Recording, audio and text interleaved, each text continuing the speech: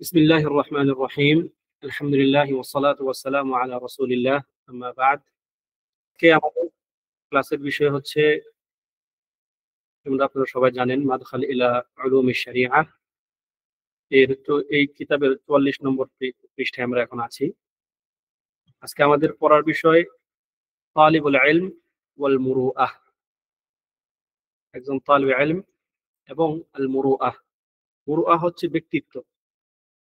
একজন তালিবুল ইলম সে কি কি মুরুআহ বা ব্যক্তিত্ব লালন করবে, পোষণ করবে, এই সংক্রান্ত আলোচনাগুলো আজকে এখানে হবে ইনশাআল্লাহ।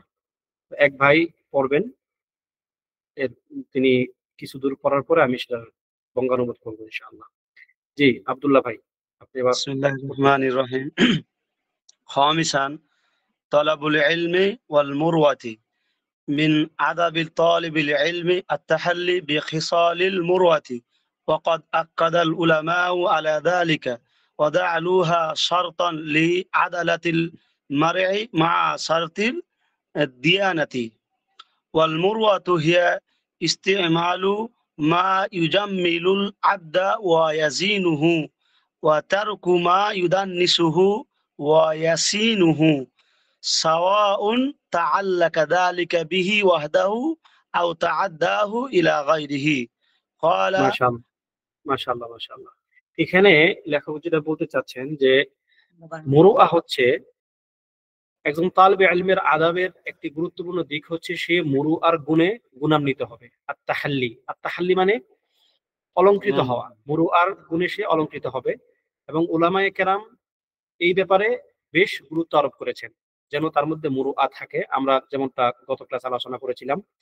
এবং উলামায়ে কেরাম এটাকে ব্যক্তির আদালতের জন্য, ব্যক্তির ইনসাফের জন্য, ন্যায়নিষ্ঠতার জন্য শর্ত করেছেন। ঠিক আছে? মুরুআ যদি কোনো ব্যক্তির মধ্যে না থাকে, তার মধ্যে আদালত থাকবে না। এবং তার দিয়ানা, সে দিনদারি কিনা, এর জন্য হচ্ছে মুরুআ একটি শর্ত হিসেবে উলামায়ে কেরাম দেখেছেন। আর মুরুআ কি জিনিস? মুরুআ হচ্ছে এমন কিছু আচার আচরণ মানে নিজের জীবনে নিয়ে আসা যা বান্দার সৌন্দর্য বৃদ্ধি করে, তার আচার আচরণের সৌন্দর্য বৃদ্ধি করে এবং তাকে যে বিষয়গুলো তার চরিত্রে কালিমা এঁকে দেয় এবং তার চরিত্রের মধ্যে একটা নেতিবাচক প্রভাব সৃষ্টি করে, এরকম কাজগুলি থেকে সে বিরত থাকবে। সেটা হতে পারে তার নিজের সঙ্গে সম্পৃক্ত, হতে পারে অন্যদের সঙ্গেও বিস্তৃত। অর্থাৎ সে এমন কোনো কাজ করবে না যে কাজটা তার চরিত্রের মধ্যে কালিমা লেপন করে দিবে, আর এমন সব কাজ সে নিজের জীবনে বাস্তবায়ন করবে যা তার চরিত্রে এবং তার আচার আচরণে মাধুর্য নিয়ে আসবে এবং তার চরিত্রকে সুন্দর করে দিবে। জি, পালাল খালিল। قال خليل بن أحمد: المروءة كمال الرجولية وهي আল মুরুআতু কামালুর রুজুলিয়া। রুজুলিয়া হচ্ছে পৌরুষত্ব। রাজুল থেকে রুজুলিয়া, পৌরুষত্ব। ঠিক আছে? এখন এটা রুজুলিয়া মানে যে শুধুমাত্র পুরুষদের ক্ষেত্রে ব্যাপারটা সম্পৃক্ত বা মানে এই কি বলে তাকে পুরুষদের ক্ষেত্রে প্রযোজ্য ব্যাপারটা এমন না, বরং পুরুষ নারী উভয়ের ক্ষেত্রে হতে পারে। অর্থাৎ একজন ব্যক্তির ব্যক্তিত্বের পরিপূর্ণতা, ব্যক্তিত্বের পরিপূর্ণতা হচ্ছে কি এই আপনার মুরুআহ। ঠিক আছে? জি। وهي من أخلاق التي حث عليها الإسلام ورغب فيها وجعلها الأئمة معيارا لعدالة وقبول شهادة المرء، وهي خلق كريم وسلوك قويم وفضيلة من الفضائل التي لا تكتمل إنسانية الإنسان إلا بتوفيرها في سلوكه القولي والفعلي، نظرا لما تدل عليه من لما تدل عليه من كمال الصفات ومحاسن العذاب حتى قيل في شأنها المروءة اسم جامع لمحاسن كلها. মাশাআল্লাহ। জি, এখানে হচ্ছে যে লেখক যেটা বলতেছেন যে মুরুআহ হচ্ছে চরিত্রের এমন কিছু দিক যে ব্যাপারে ইসলাম মানুষকে কি করে, উৎসাহিত করেছে ইসলাম। এবং উলামায়ে কেরাম কোনো ব্যক্তির মুরুয়া আছে কিনা তার উপর ডিপেন্ড করে তার কাছ থেকে সাক্ষ্য গ্রহণ করা হবে কিনা সেটা নির্ধারণ করতেন। ঠিক আছে, এবং এটা হচ্ছে একটি উত্তম চরিত্র এবং এমন কাজ যা মানুষের কথা এবং কাজের মধ্যে, মানে এমন কিছু বৈশিষ্ট্য বা এমন কিছু আচরণ যা তার কথা এবং কাজের মধ্যে যদি থাকে তাহলে সে তার তার চরিত্রে একটা মানে চূড়ান্ত উন্নতি নিয়ে আসে। আর যদি এই মুরুআ কোনো ব্যক্তির চরিত্রে না থাকে তাহলে তাকে কি তার গ্রহণযোগ্যতা কমে যায়। এবং উলামায়ে কেরাম এর সংজ্ঞা দিতে গিয়ে এমনটাও বলেছেন যে আল মুরুআতু ইসমুন জামিউন, মুরুআ হচ্ছে এমন একটি ব্যাপক অর্থবোধক শব্দ যা লিল মাহাসিনি কুল্লিহা, সকল ভালো কাজ, সকল ন্যায়সঙ্গত আচরণ যার মধ্যে কি মানে অন্তর্ভুক্ত। অর্থাৎ আপনি যদি সকল ভালো চিন্তা, ভালো কাজ, ভালো আচরণ, আপনি যদি এই সকলগুলোকে এক কথায় বলতে চান সেটা কি আল মুরুআ বা ব্যক্তিত্ব, যেটাকে আমরা বাংলা অনুবাদ করছি ব্যক্তিত্ব। এরপরে লেখক হাফিজাহুল্লাহ এখানে বেশ কিছু আদিল্লা দলিল দিয়েছেন কোরআন থেকে, যেমন বলুন আয়াতগুলো। আল আদিল্লাতু আওয়ালান আল আদিল্লাতু মিনাল কিতাবিল আজিজি قال الله تعالى إن لم يكون رجلين فرجل وامرأتان ممن ترضون من الشهداء ومن ترتضى شهادته فإنه لا يخالف العذاب الحسن ولا يخرج عن أعراف الناس ولا يجري على نفسه أعراف الناس عن أعراف الناس ولا يجري على نفسه ولا يتعاطى ما فيه خصة أو دانة। মাশাআল্লাহ। দেখেন এখানে সুবহানাল্লাহ উলামায়ে কেরাম তাদের একটা আয়াত থেকে আমরা একরকম শিক্ষা নেই আর উলামায়ে কেরাম সেখান থেকে ভিন্ন কিছু মাসালা ইস্তিনবাত করেন। এটাই হচ্ছে সাধারণ মানুষ এবং আলেমদের মধ্যে একটা গুরুত্বপূর্ণ পার্থক্য। সুবহানাল্লাহ। দেখেন এটা হচ্ছে একটা সাক্ষী রাখার বা মানুষ যখন তাদের মধ্যে ঋণ লেনদেন করে এই সাক্ষী রাখার একটি আয়াত, যেটা আমরা আয়াতুদ দাইন বলে জানি। ঠিক আছে, সূরাতুল বাকারার পুরা কোরআনের মধ্যে সবচেয়ে বড় আয়াত এটা হচ্ছে এই আয়াতের মধ্যে একটা অংশ এরকম যে ফাইল্লাম ইয়াকুনা রাজুলাইন, তোমরা যখন পরস্পর ঋণ চুক্তি করবে তখন তোমরা সাক্ষী রাখবে দুইজন পুরুষ। কিন্তু যদি ফাইল্লাম ইয়াকুনা রাজুলাইন, যদি দুইজন পুরুষ না পাওয়া যায় তাহলে কি হবে? ফারাজুলুন ওয়া ইমরাআতান, তাহলে একজন পুরুষ এবং দুইজন নারী। এবং এই একজন পুরুষ এবং দুইজন নারী কারা হবে?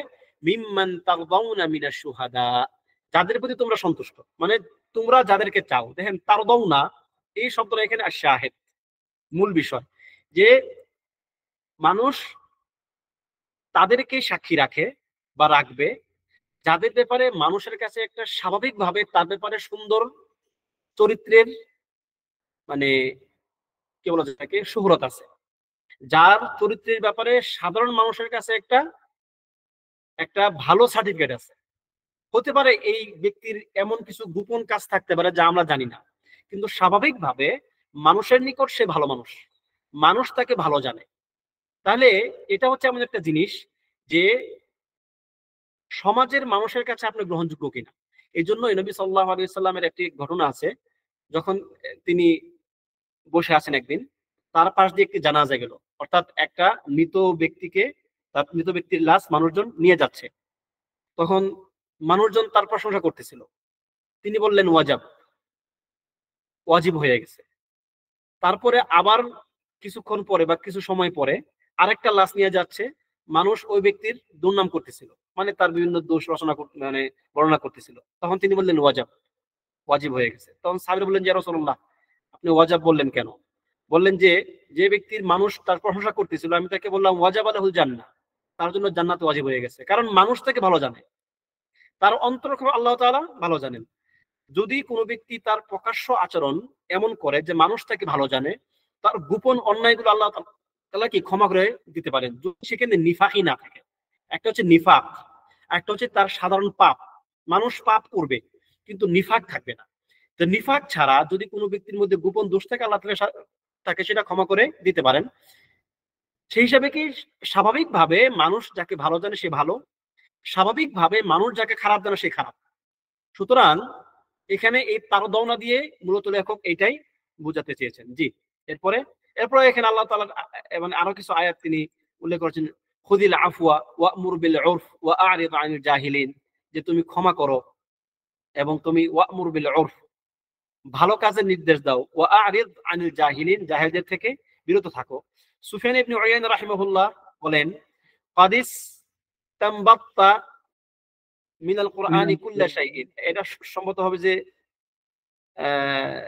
আচ্ছা, قد استنبطت من القرآن كل شيء فهل وجدت المروءة فيه।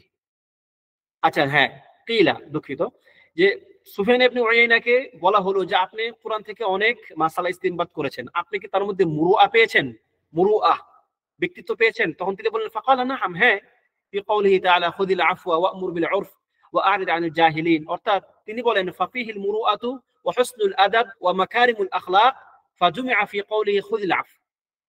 অর্থাৎ তিনি বলতেছেন যে এই আয়াতের মধ্যে খুযিল আফওয়া, তুমি ক্ষমা করো, এই কথার মধ্যে কি আছে?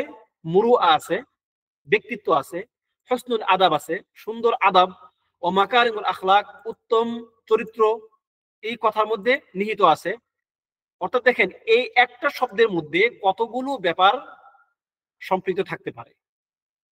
মানে কোরআনকে বলা হয় কি, যেটা মানে অল্প কথায় অনেক কিছু বোঝায়। যারা এই ভাষাভাষী আরবি ভাষা যারা বুঝে, তাদের জন্য তারা একটি আয়াত থেকে বা একটি শব্দ থেকে এরকম অনেক মাসালা ইস্তিনবাত করতে পারেন।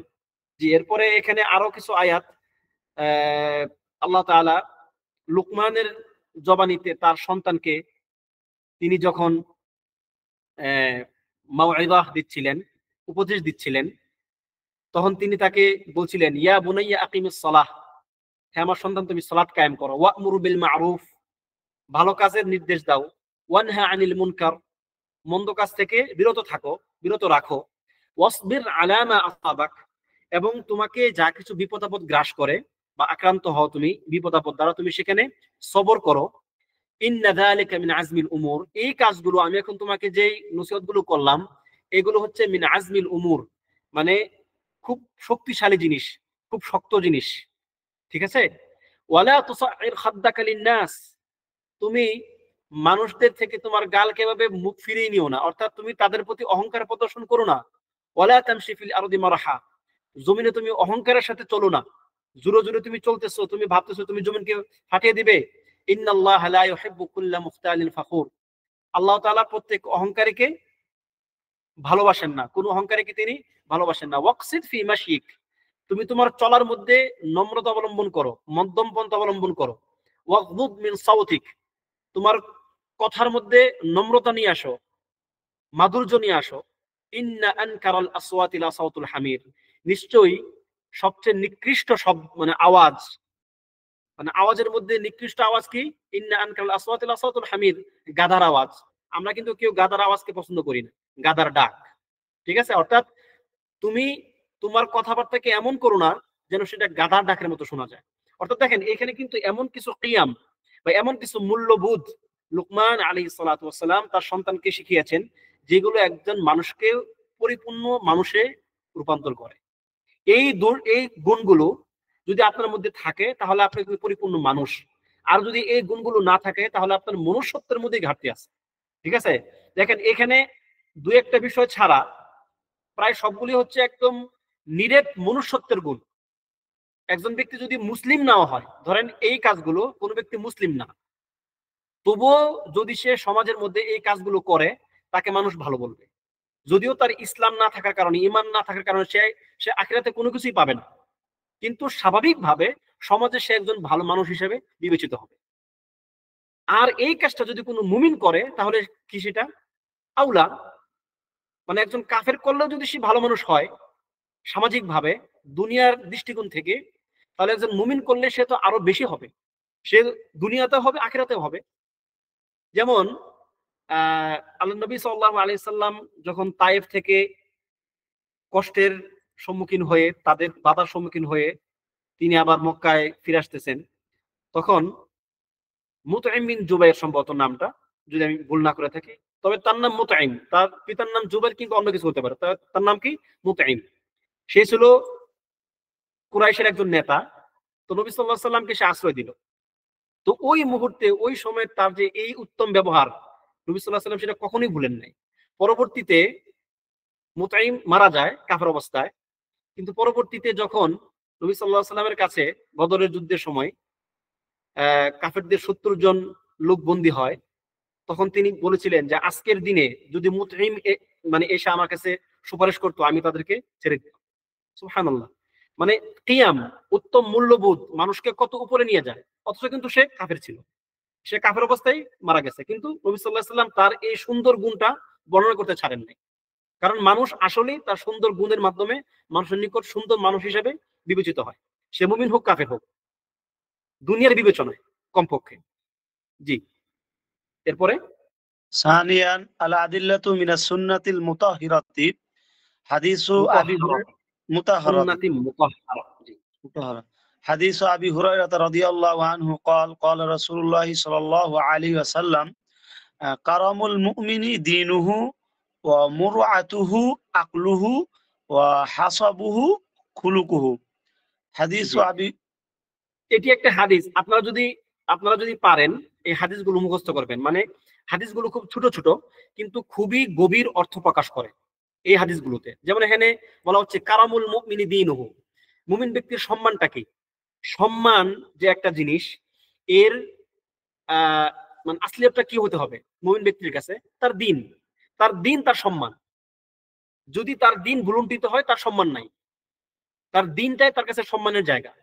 এবং ওয়ামুরুআতুহু আকলুহু, এবং তার ব্যক্তিত্ব কি? তার জ্ঞান, তার প্রজ্ঞা, তার বুদ্ধি।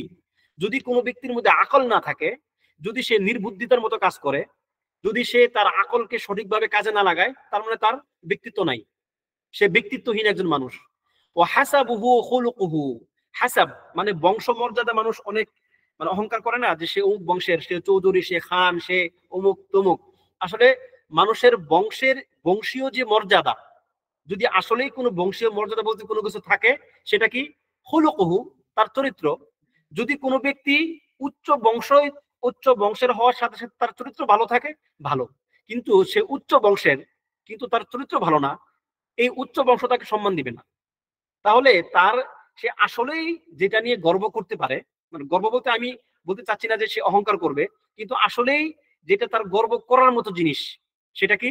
খুলুকুহু, তার চরিত্র। সুতরাং এই যে ছোট ছোট মানে হাদিসগুলো, যেগুলো আপনাকে অনেক বেশি গভীর অর্থ দিবে এবং আপনার জীবনে ব্যাপক পরিবর্তন নিয়ে আসতে সাহায্য করবে, এই হাদিসগুলো মুখস্থ রাখবেন। এগুলো আপনার নিজের জীবনে এবং দাওয়াতি কাজে অন্যদের ক্ষেত্রেও কি এটা আপনার জন্য কাজে লাগবে। এরপর আরেকটা হাদিস এখানে আসছে যে খিয়ারুকুম ফিল জাহিলিয়াতি খিয়ারুকুম ফিল ইসলাম ইযা ফাকহু। জাহিলি জীবনে যারা ভালো মানুষ, তারা ইসলামের মধ্যে আসলেও ভালো মানুষ। জাহিলি জীবনে যেমন নবী সাল্লাল্লাহু আলাইহি ওয়াসাল্লামের সময়ে উমর, তিনি যখন ইসলাম গ্রহণ করেন নাই, তখনও তিনি সমাজে একজন সৎ, শক্তিশালী, বুদ্ধিমান, আকলমন্দ ব্যক্তি হিসেবে তিনি সেখানে প্রতিষ্ঠিত ছিলেন। পরবর্তীতে যখন তিনি ইসলামে আসলেন, ইসলামে এসেও তার ওই অবস্থানটা কি রয়ে গেল। কারণ এটাই হচ্ছে স্বাভাবিকভাবে মানুষের মূল্যায়নের একটা জায়গা, যে যে ব্যক্তি ভালো থাকবে, সে জাহিলি যে যুগে যদি ভালো থাকে, সে ইসলামে আসার পরও সে ভালো হিসেবে বিবেচিত হবে। প্রত্যেকজন সাহাবী এরকমই ছিল প্রায়। আপনি এরকম খুব কম সাহাবী পাবেন, বা প্রায় পাবেনই না, যারা তাদের ইসলামের আগের জীবনে সমাজে অসৎ চরিত্রের অধিকারী হিসেবে বিবেচিত ছিলেন। বরং যাদের মধ্যে সৎ চরিত্র ছিল, তাদেরকে আল্লাহ সুবহানাহু ওয়া তাআলা পরবর্তীতে ইসলাম গ্রহণের তৌফিক দিয়েছেন, মানে অধিকাংশ ক্ষেত্রে আর কি। তাহলে এই যে উত্তম চরিত্রে ভূষিত হওয়া, এটা হচ্ছে স্বাভাবিকভাবে একটা মনুষ্যত্বের গুণ, যা প্রত্যেকটা ব্যক্তির জন্য আবশ্যক, যদি সে নিজেকে মানুষ হিসেবে পরিচয় দিতে চায়। জি, এখান থেকে ثالثا من أقوال السلف قال صليح بن جناء اللخمي رحمه الله لا مروة لمن لا عدب له ولا عدب لمن لا عقل له। দেখছেন কত সুন্দর কথা।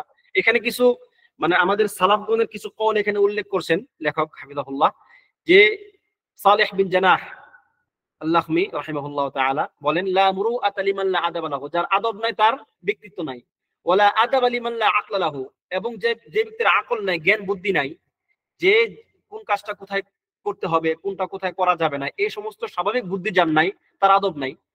ঠিক আছে? অর্থাৎ জীবনের উত্তম চরিত্রের এক একটা দিক আরেকটা জিনিসের সঙ্গে সম্পৃক্ত। একটা ভালো চরিত্র, আপনার চরিত্রের একটা ভালো দিক আরো একটা ভালো দিককে আনতে সাহায্য করবে। আপনি একটু ভালো হবেন, আপনাকে এই একটু ভালো হওয়া আরেকটু ভালো হওয়াকে আপনাকে সাহায্য করবে। এটাই হচ্ছে মানে স্বাভাবিক বুদ্ধির কথা। একজন মানুষ যখন সে খারাপ হয়, যখন সে মন্দ লোক হিসেবে বিবেচিত হয়, তার মানে এই না যে সে একদিনে সে খারাপ হয়ে গেছে। সে হয়তো জীবনের প্রথম যে মন্দ কাজটা করছিল সেটা খুবই সামান্য ছিল, ওই সামান্য কাজটা থেকে আরেকটা মন্দ কাজের দিকে ধাবিত করেছে, এরপর আরেকটু বড়, এরপর আরেকটু বড়, এক পর্যায়ে সে মন্দ লোক হিসেবেই বিবেচিত হচ্ছে। আর যে ব্যক্তি উত্তম আদর্শের লোক হিসেবে বিবেচিত, যার চরিত্র উত্তম বলে সে সমাজে পরিচিত, এই মানুষটা কিন্তু একদিনে সবার নিকট গ্রহণযোগ্য হয়ে ওঠে নাই। সে একটা ভালো কাজ করছে, আল্লাহ তাআলা তাকে আরেকটা ভালো কাজের তৌফিক দিচ্ছেন।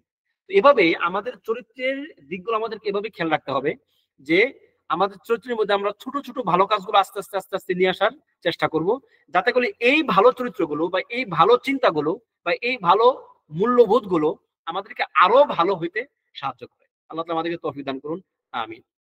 জি, এরপরে এখানে পড়েন খিসালুল মুরুআতি ওয়া খিসালুল ইখতিলাফ। মুরুআতি ওয়া ইখতিলাফুহা বিইখতিলাফি জামানি ওয়াল মাকানি মিম্মা সাবাকা না'লামু আন্নাল মুরুআতা সুলুকুন ইয়াদউ ইলাইহিল আকলু ওয়া ইয়ারদাহুল উকালাউ ওয়া ইয়াতাআরাফু সুলুকুন, আলাইহিল আন্নাল মুরুআতা সুলুকুন, সুলুক মানে চরিত্র। জি, سلوك يدعو إليه العقل ويرضاه الوكلاء ويتعارف عليه المجتمع ومعالم المرعة মুজতামাউ।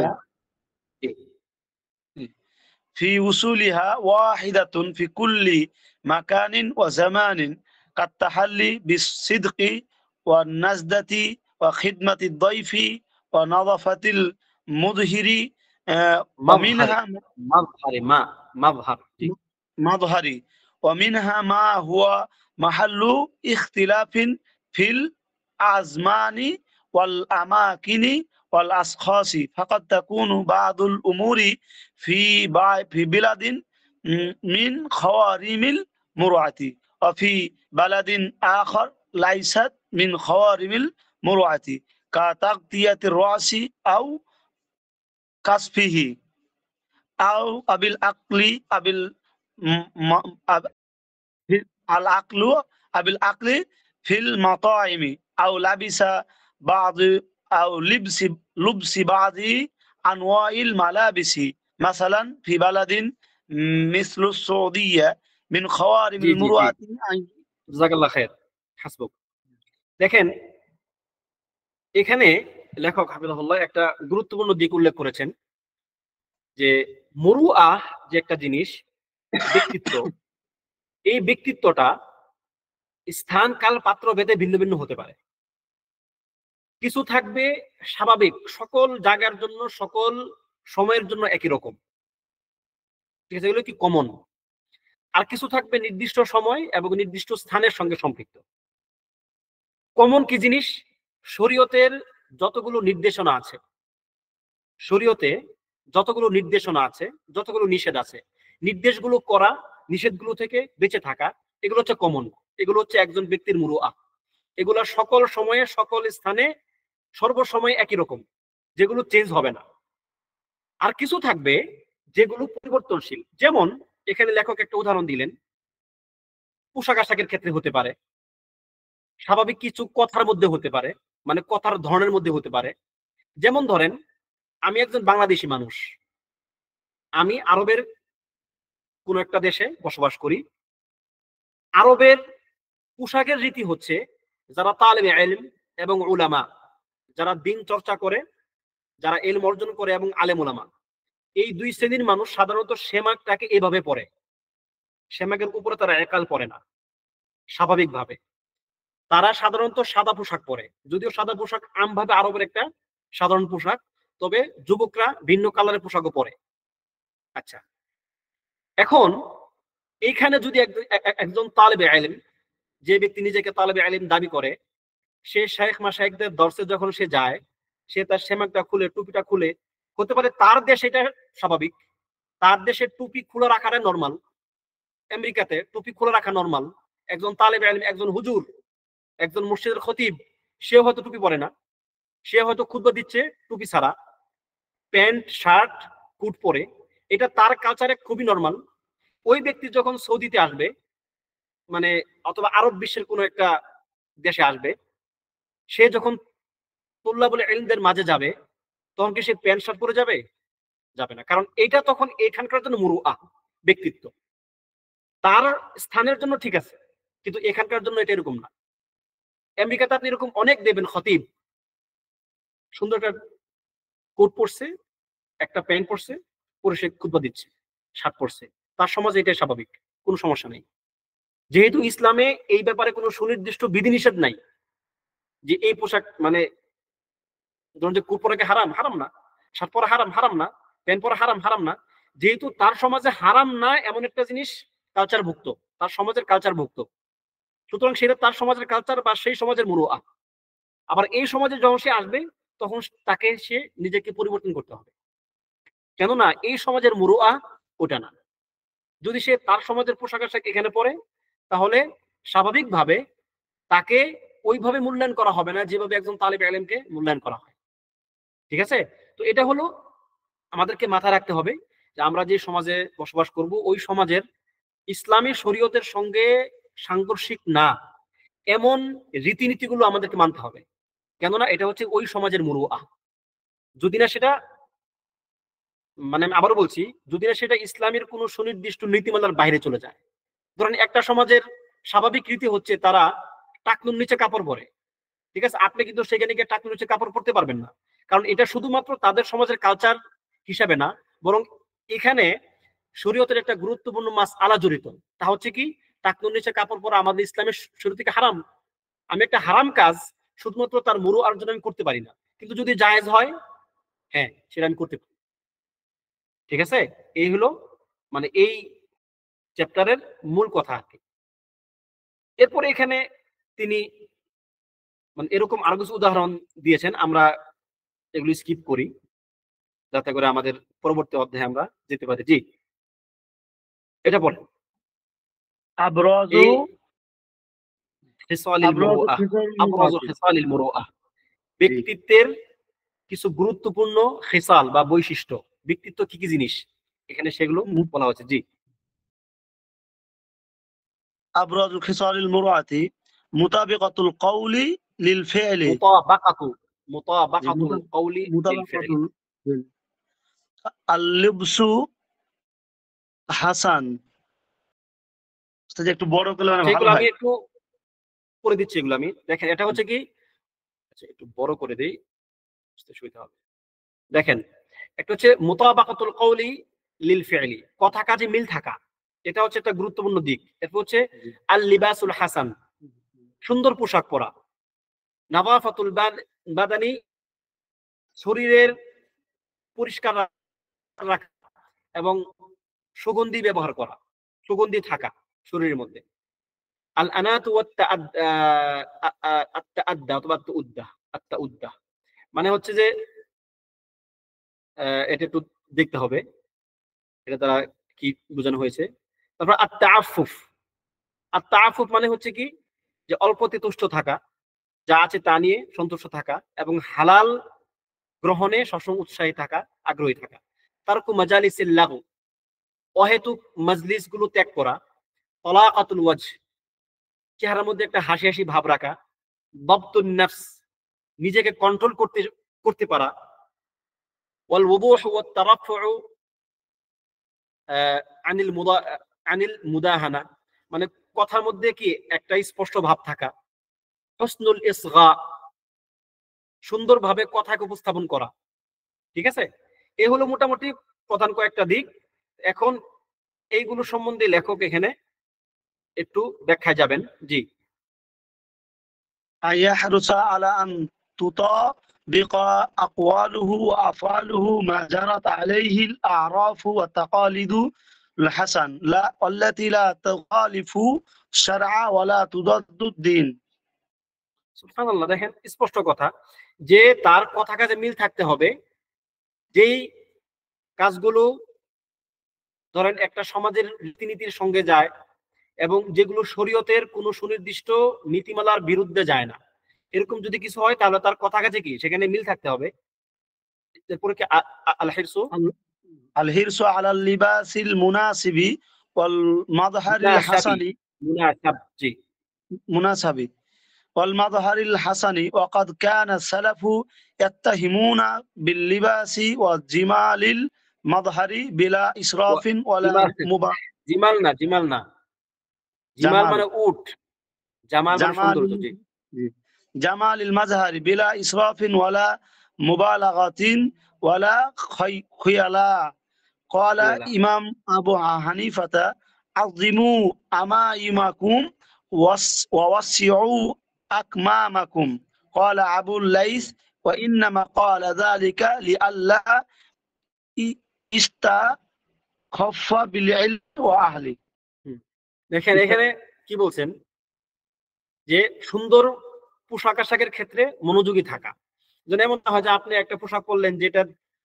মানে সামাজিক ভাবেও যায় না আর পোশাকটাও কি রুচিসম্মত না, চক্রাবক্রা একটা পোশাক পরলেন যে পোশাকটা পরে সাধারণত চানাচুর বিক্রেতারা বললাম আর কি। তো এখন ধরেন এরকম বিষয়াদি থেকে নিজেকে বাঁচিয়ে রাখা, সালফে সালেহিন এগুলোর ক্ষেত্রে খুব সাবধান থাকতেন, ঠিক আছে। যেমন ইয়াফতাহিমুনা বিল লিবাসি ওয়া জামালিল মাযহারি বিলা ইসরাফি ওয়ালা মুবালাগাতিন ওয়ালা খুয়ালা, তারা অহংকার ছাড়া মানে অহংকার করা ছাড়া অথবা ইসরাফ করা ছাড়া মানে এরকম দুষ্টুটিতে লিপ্ত না হয়ে তারা সুন্দর সুন্দর পোশাক পরাটাকে কি করতেন, পছন্দ করতেন।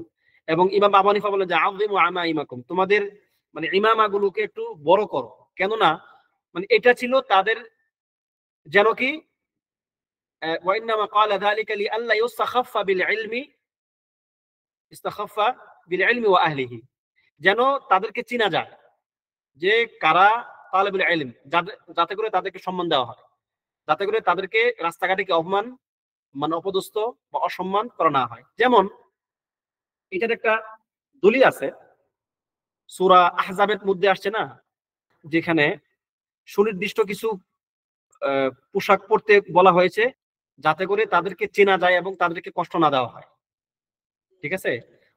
কারণ অনেক সময় ইহুদিরা মেয়েদেরকে রাস্তায় টিটকারি দিত, টিজ করতো, এই ধরনের কষ্ট দিত। তো মুমিনদেরকে বলা হয়েছে সুনির্দিষ্ট একটা লিবাসের কথা বলা হয়েছে। আমি আয়াতটা একটু পড়ে শোনাই তাহলে সবচেয়ে সুন্দর হবে।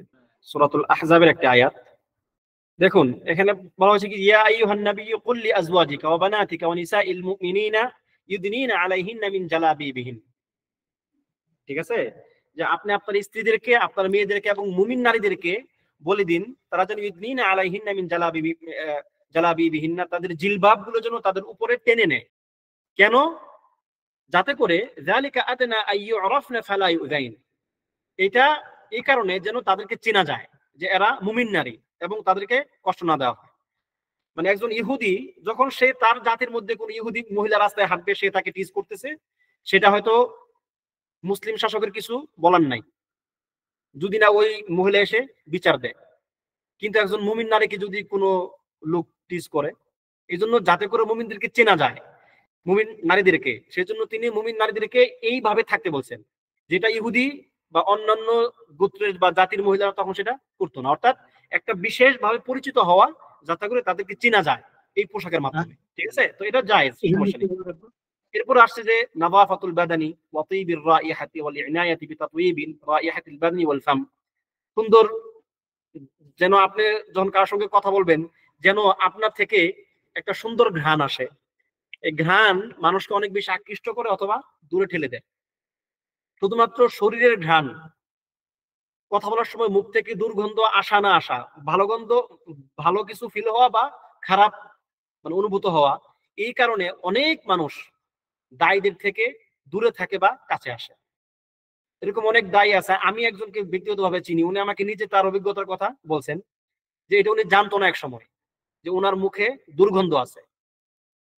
তখন তিনি অনেক পরে বুঝতে পারছেন যে অনেক মানুষ তার থেকে সরে যেত শুধুমাত্র তার সঙ্গে যখন সে কথা বলতো তার মুখ থেকে দুর্গন্ধ আসতো। তাহলে এগুলো হচ্ছে মানুষকে আপনার থেকে দূরে সরাই দেওয়ার একটা কারণ। এই জন্য সবসময় চেষ্টা করা মিসওয়াক করা, সুন্দর মানে যদি সম্ভব হয়, যদি আপনার সামর্থ্যে থাকে সুগন্ধি ব্যবহার করা, সম্ভব না হলে অ্যাটলিস্ট যখন আপনি ঘামবেন সেটাকে পরিষ্কার রাখা, যাতে করে ঘামের দুর্গন্ধ অন্যের কাছে না পৌঁছে যায়। তো এগুলো হচ্ছে মুরু আর অংশ, এগুলো আপনার কাজকে সহজ করে দিবে, মানুষের নিকট আপনার গ্রহণযোগ্যতা বাড়াবে। ঠিক আছে, জি। এরপর হচ্ছে ওয়া আইয়াকুনা যা আনাতিন ওয়া তুআদাতিন, জি এখন আসছে এটা। ফালা ইয়াবদু ফি হারাকাতিল ইফতিরাব আও আজালা, যেমন এমন হওয়া যাবে না যে আপনি কারোর সঙ্গে বসে আছেন, আপনি মানে খুব ব্যস্ততা দেখাচ্ছেন, মানে আপনি এদিক সেদিক তাকাচ্ছেন, আপনার মনে হচ্ছে আপনি এই মানে সুযোগ পাইলে আপনি দৌড় দিবেন, বা আপনি তাড়াতাড়ি তার থেকে দূরে সরে যাইতে চাচ্ছেন, এটা ব্যক্তিত্বের লক্ষণ না, বা এটা ব্যক্তিত্বহীনতার একটা লক্ষণ। হতে পারে যে আপনি আসলে মুস্তাজিল, মানে আপনার তারা আছে, কিন্তু এটা আপনার সামনে যে আছে তাকে বুঝতে দিবেন না। কেন? যাতে করে এই একটা একটা বদ স্বভাব যেন আপনার মধ্যে প্রকাশ না পায়। হ্যাঁ, আপনি হয়তো কোন একটা কৌশলে তাকে আপনি না বুঝতে দিয়ে আপনি চলে যান, কিন্তু মানে আপনার মধ্যে এরকম একটা অস্থির একটা ভাব, এই অস্থির ভাবটা মানুষকে হালকা করে দেয়। আপনি অস্থির ভাবটা প্রকাশ করবেন না, আপনার সামনে যে থাকবে তার মানে তার কাছে আর কি। ঠিক আছে, এরপর হচ্ছে যে সিয়ানাতুন নাফসি ওয়া তাআফফুফু বিলতিমাসি মা ইয়াকফিহা, নিজেকে সবসময় একটু পবিত্র রাখার চেষ্টা করা, যতটুকু আপনার দরকার সেটুকুই গ্রহণ করা। যেমন ধরেন আপনাকে একজন অপশন দিল যে ভাই ঠিক আছে এখানে কিছু খাবার আছে, তুমি এই খাবারগুলো নিয়ে যাও। আপনি কি করলেন? সে দেখতেছে যে আপনি এমন ভাবে নিলেন যেন আপনি পারলে আরো নিতেন। আপনি যদি পারতেন তাহলে আপনি একটা বস্তা ভরে এসে এখান থেকে নিয়ে যাইতেন। না, দরকার নাই। আপনি প্রথমত আপনাকে সেখান থেকে নিবেনই না।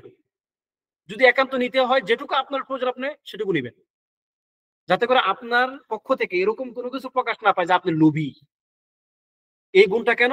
যেন কারোর মধ্যে লোভী বা লোভের যে দোষ, এই দোষ যেন প্রকাশ না পায়। আপনি তার কাছ থেকে গ্রহণ করলেও যেন সে বুঝে যে আপনি প্রয়োজনগ্রস্ত, আপনি লোভী না। এটা কখন হবে? যখন আপনি আপনার প্রয়োজন অতিরিক্ত গ্রহণ করবেন না। ঠিক আছে, এবং এটা আসলে ইসলামের ক্ষেত্রে, ইসলামের মধ্যেও এটা খুবই একটা একটা মন্দ একটা জিনিস। যেমন হাদিসে আসছে, মান সাআলান নাসা তাকাসসুরান ফাইন্নাহু ইয়াসআলু জামরান ফালইয়াস্তাকিল্লা আও ফালইয়াস্তাকসির। যে ব্যক্তি নিজের সম্পদ বাড়ানোর জন্য অন্যের কাছে চাইলো, তার প্রয়োজনের জন্য না, তার কাছে আরো সম্পদ যেন তার বাড়ে, এই জন্য সে মানুষের কাছে চাইলো, ফাইন্নাহু ইয়াসআলু জামরান, সে যেন আগুনের টুকরা চাইলো, সে কম চাক বেশি চাক। এগুলো হচ্ছে মানুষের লোভ আছে না নাই, এগুলো বোঝার মাধ্যম। তারপর হচ্ছে যে আল বু'দু আন মাজালিসিল লাগওয়ি ওয়াল লাগাত, মানে হচ্ছে যে অহেতুক কথাবার্তার মাজলিসগুলো ত্যাগ করা, যেখানে মানে ফুজুর হয়, অন্যায় কথাবার্তা বলা হয়, দিন নিয়ে ঠাট্টা বিদ্রুপ করা হয়, হাসি তামাশা করা হয়, সেখান থেকে নিজেকে বাঁচিয়ে রাখা। এবং আইয়ুলাকিন নাস বিতালাকি ওয়াজহিন, সুন্দর মুখে মানে হাসি মুখে মানুষের সঙ্গে কথা বলা। নিজের এই যে এটা নিজের নফসকে দপ্ত করতে শেখা, কন্ট্রোল করতে শেখা। রাগ উঠলে একদম মানে এমন রাগান্বিত হয়ে যাওয়া যে আপনাকে মানে মানুষজন রাগ মানে রাগ যখন সে কন্ট্রোল করতে না পারে, তখন তার মধ্যে এবং একটা চতুষ্পদ জন্তুর মধ্যে কোনো পার্থক্য নাই। চতুষ্পদ জন্তুরা তাদের রাগ কন্ট্রোল করতে পারে না, সে তার রাগ ঝাড়ে না মানে একটা মাত্র কারণে, যদি কোনো সে তার রাগ না ঝাড়ে, সেটা কি? তার সক্ষমতা নাই। যে তাকে মারছে সে তাকে মারতে পারবে না, এই সক্ষমতাহীনতা ছাড়া তার রাগ না ঝাড়ার আর কোনো কারণ নাই।